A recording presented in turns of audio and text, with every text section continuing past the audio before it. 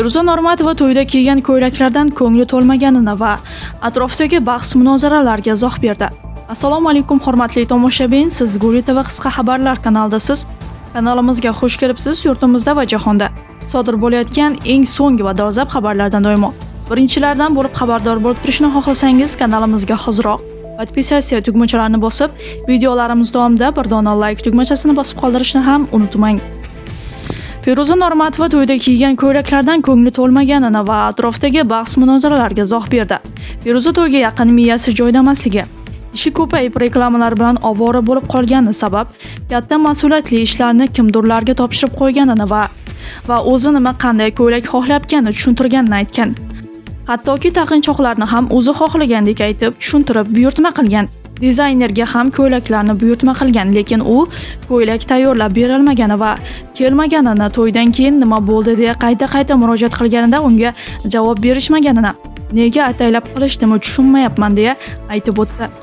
To'ydan oldin hamma ko'ylaklarni, kiyimlarni, taqinchoqlarni kiyib, taqib ko'rib olishlarini maslahat berdi. Menga o'xshab xato qilib qo'ymanglar dedi. To'ydagi ko'ylaklarni esa kechalari uxlay olmay, vijdoni qiynalib ketgandan gapirib video qilishga qaror qilganini ham aytdi.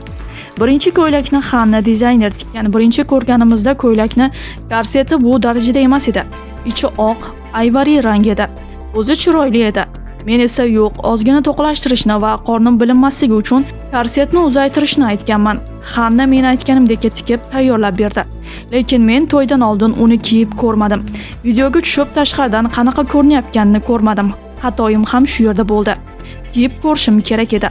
Asli ko'ylak hayotda chiroyli ko'rindi. To'ydan keyin esa rasm videolarda ko'rib voy dedim. Unda o'zi kech edi. Men Sirdaryodaman, Toshkentda bo'lganimda ham alishtirishni iloji bo'larmidi. Endi bu ko'ylakka keladigan bo'lsak, rosa muhokama bo'ldi. Shahzoda Matchonovaga men gulli ko'ylak xohlayapman deganimda, u to'chni topib gulli qilib berdi. Baribir dizayner qo'lda bitta qilib chiqdi. O'sha payt men 100% organza bo'lsin degan edim. Ro'moli ham to'kilib turadigan organza xohlayman degandim. Va shu jarayonda kimdirlar Shahzodani chalg'itgan.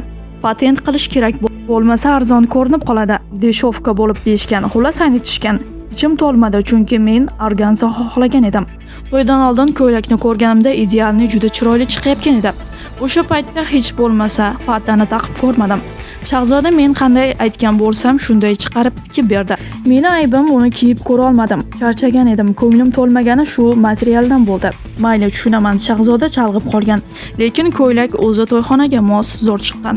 Mana shu ikkita ko'ylak esa idealni bo'ldi men uchun, chunki ularga men aralashmadim. Materialni ham, fasonni ham Shahzoda o'zi yaratdi. Haqiqatda 100% idealni chiqdi.